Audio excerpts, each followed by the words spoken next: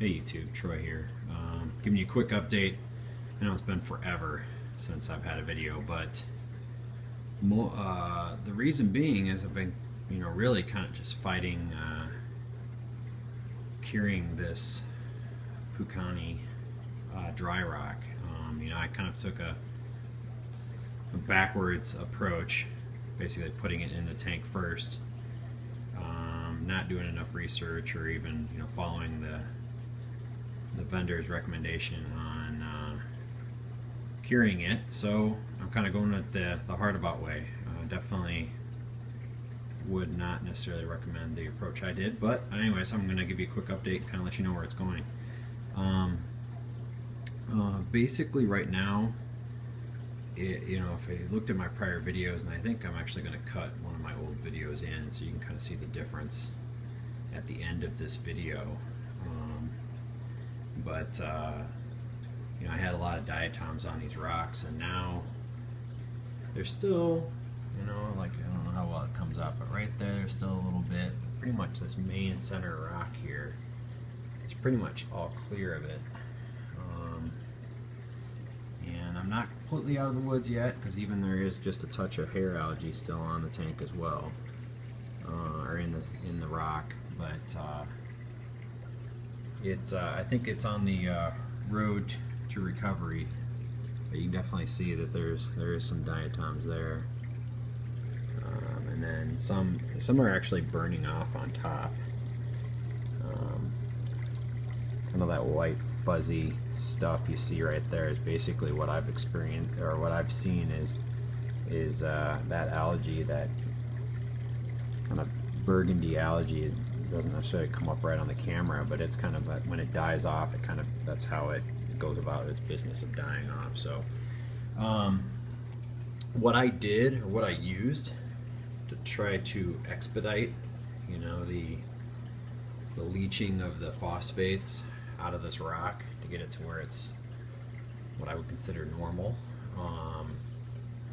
So I used a particular product, a bacteria product, to basically outcompete the algae. So I'm more than likely going to do a couple of videos on algae control based on a fair amount of research that I did, and the end result is bacteria. There are certain strains of bacteria that will eat or consume phosphates and nitrates, and that's why you see a lot of hobbyists having a deep sand bed, basically, that a lot of the bacteria can be cultured in that deep sand bed and do effectively the same thing. I don't have a deep sand bed in this particular tank, but there is chemicals that you can buy out there that will effectively achieve the same kind of result, and that's what I've chosen to do. And this is about 5 weeks since I've started, and I will continue to dose until I'm completely past this phase of this tank. But the product that I ended up using is Dr. Tim's Waste Away.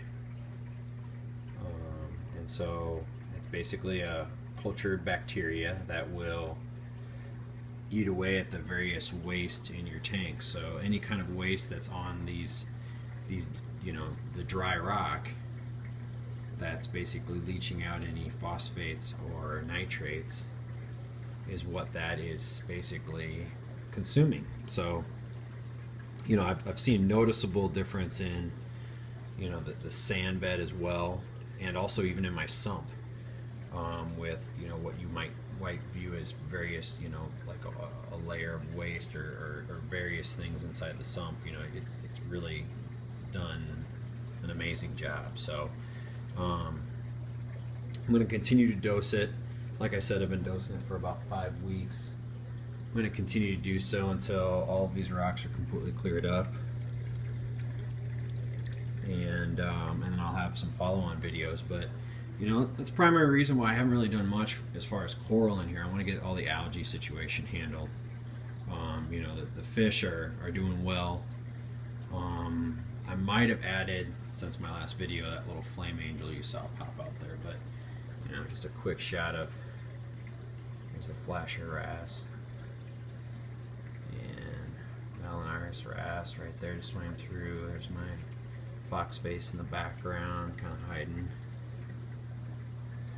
White-colored blennies swimming around. My little chromis is hanging out.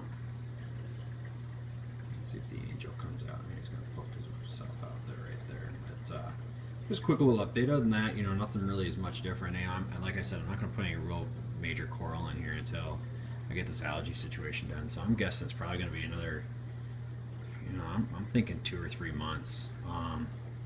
However, I am going to do, like I said, I'm going to do a few different videos on leveraging bacteria to basically manage your phosphates and your nitrates. And we'll talk about some carbon dosing,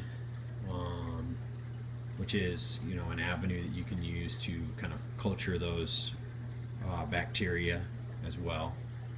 But I'm not going to go into it in this video. This is intended to be a quick, short video. I think what I will do at the end here is I'll splice in some older shots of this tank before I started the treatment. You guys can kind of compare and see the difference. Hopefully it comes up on the camera. All right, later. All right, so this is day 1 of the dosing of Waste Away, Dr. Tim's Waste Away. So let's see how well it comes up on the camera, but you can see all that hair algae on the side here. Well, it's not coming up very well, but still have what I interpret as diatoms all over the rock. I don't know if it's some form of algae, but hair algae. So, yeah, there's day 1.